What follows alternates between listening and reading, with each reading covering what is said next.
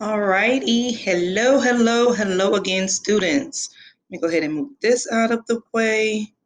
We're going to start our presentation. So this week, we're all going to be talking about human dependence and impacts on oceans. So you're going to recognize human dependence on ocean systems and explain how human activities such as runoff, artificial reefs, or use of resources have modified these systems. And when you hear that word modified, we're talking about changing, altering something, right? So students will understand human dependence and activities which can affect ocean systems. Okay, I'm gonna get this out of the way. So, an introduction to ocean systems. Okay, we're going to go to Texas gateways. And remember, this little tab, I always make sure I put it into the folder. That way you can go in and do your own practice because it is interactive and practice makes perfect, right? Every Friday we have a test. So I really, really want you all to make sure you pay attention to all of the assignments in the folders and ask questions when you need to. So let's go ahead and get started. Right. All right. So, organisms and environments, humans and ocean systems. So, this is an introduction to the ocean system. What do you think of when you hear the word ocean? What comes to mind? Okay. So, introduction to ocean systems. Most people think of relaxing by the beach or surfing when they think of the ocean, but the ocean is much more than a fun place, okay? It is more than a fun place to visit. Believe it or not, we need the ocean more than we even think of.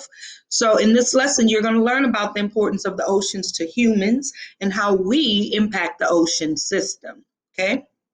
So the ocean covers about 70% of the Earth's surface.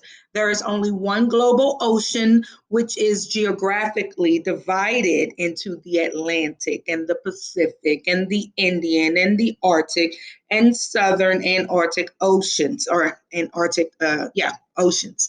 So all of these oceans pretty much make one big geographical ocean system. And you are going to go through this and read them for yourselves. I really, really want you all to make sure you pay attention to the activities in this. So, human dependence on ocean systems. Why is the ocean so important to humans? The ocean and coastal ecosystems provide nearly 1 million jobs in the United States through fishing, recreation, and tourism. Okay, so remember, recreation, if anyone is confused about that word, that's pretty much doing your leisure activities like skiing and enjoying the beach, the fun stuff, right? But also tourism. When you're on vacation, you're touring a new area like Bali or Fiji, or areas where I can't wait to even visit. I do. I want to visit it. I want to see other parts of the ocean. So it's just a lot that goes into the ocean and what we need it for. It's not just about the fun stuff. And we're going to really get into deep, deep, dark detail about how it could be very detrimental to a lot of different organisms. So in this clip, it's going to be an overview of exploring the oceans. Now, I can't play it on this end. This is why I put the link in the folder underneath this video. So make sure you click here, okay? Because this is a video segment and it says, watch this video to learn more about how humans are dependent, meaning how do we need the ocean? So this video also gives an introduction to the impact that we have on oceans. Okay. Here's another video. Once again, I really, really, really suggest that you watch these videos on your own, take your own notes, because of course you do have a test on Friday. So humans have both positive and negative impacts on the ocean. All right. There are some pros and cons to a lot of different things that we do. Please watch the video and make sure you take notes. All right, so here's an interactive exercise, and we can do this here, and also you can do this for practice. Notice this picture, you'll see it again. Hint, hint. Okay. Click on each image below to learn more about how humans have modified the ocean systems. So if you click on one of these pictures, and I'll just show you when you click, it's going to give you a small narrative. Okay. And pretty much plastics and trash in the United States and all over the world, sewage and trash are dumped into seas. Approximately 7 billion tons of litter is dumped into the ocean each year. About 60% of that litter is made of plastic products such as bags, bottles, and plastic rings that hold canned drinks, such as sodas, together, etc. Wildlife gets entrapped in the plastics and dies from starvation. Now, one of the scenarios or pictures you may see or hear about are how the sea turtles are ingesting plastic bags because unfortunately they think it's a jellyfish. And so, what is the plastic bag going to do to the poor sea turtle? Suffocate it, right? So, these plastic materials are killing those different species or marine life that are in the ocean. So, littering is horrible. It's terrible. You know, it messes up a lot of different things, even the food web. Okay. Oil spills, and we can pretty much get an idea of oil spills. The pictures are very, very good to even use. So oil spills in the ocean usually happen when an ocean oil drilling rig springs a leak or is damaged. Now you have those oil rigs out there in the Gulf of Mexico and other parts of the ocean, and they're okay.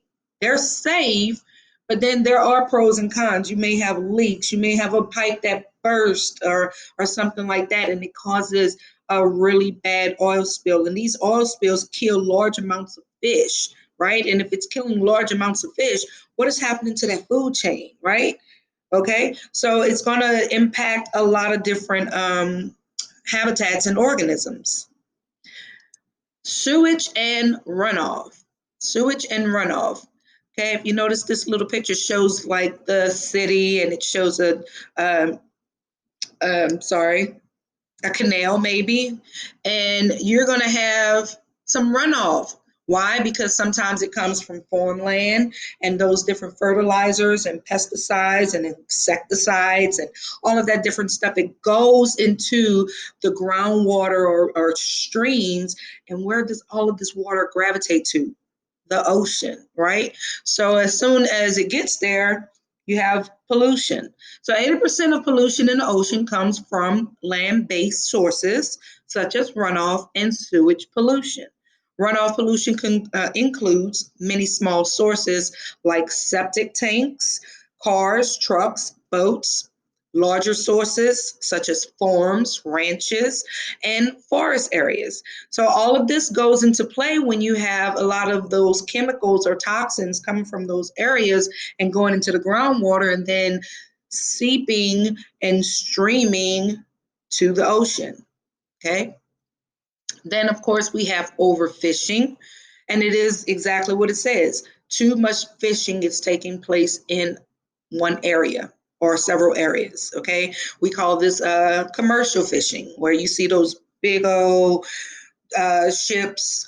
There's a TV show called Deadly Catch where they're catching all of these fish or either crabs, and they're grabbing a big abundance of supply. So if they're fishing so much, they're kind of messing up the food web in the oceans, right? The marine food webs, because they're taken away from other organisms that need to feed off of some of those organisms to keep repopulating and producing and what have you. So there are problems when it comes to overfishing.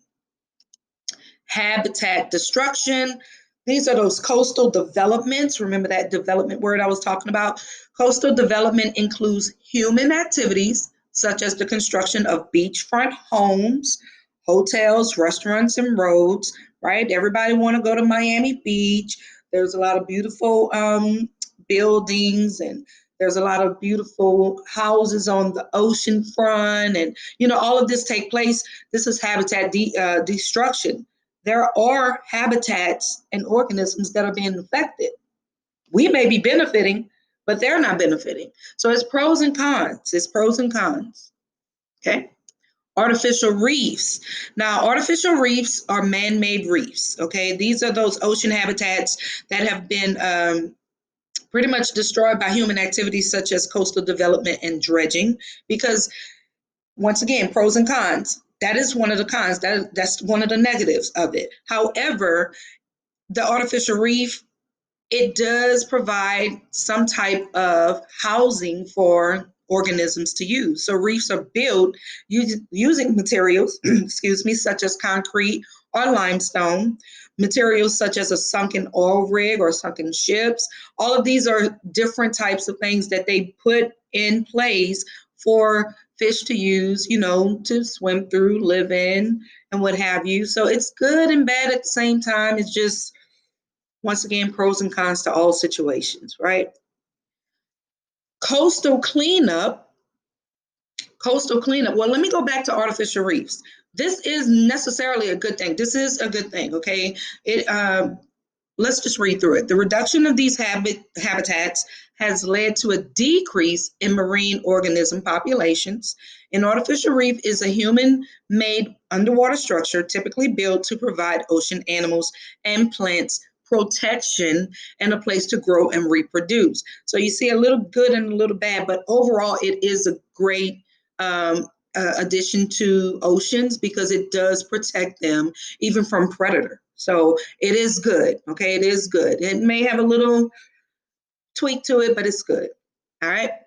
And of course, we know coastal cleanup is great. I mean, you see people out there volunteering to clean up on Galveston Beach, and you have a lot of different conservatory programs where they're out there trying to make sure that the water is clean and clear and free of plastics so that the birds or animals don't ingest those plastics. And when I say ingest, I mean eat, right? Because I mean, we cannot eat plastic. Animals shouldn't eat plastic either.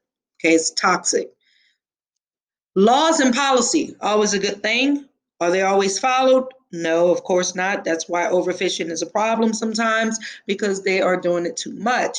Ocean laws and policies are important to protecting and conserving the ocean.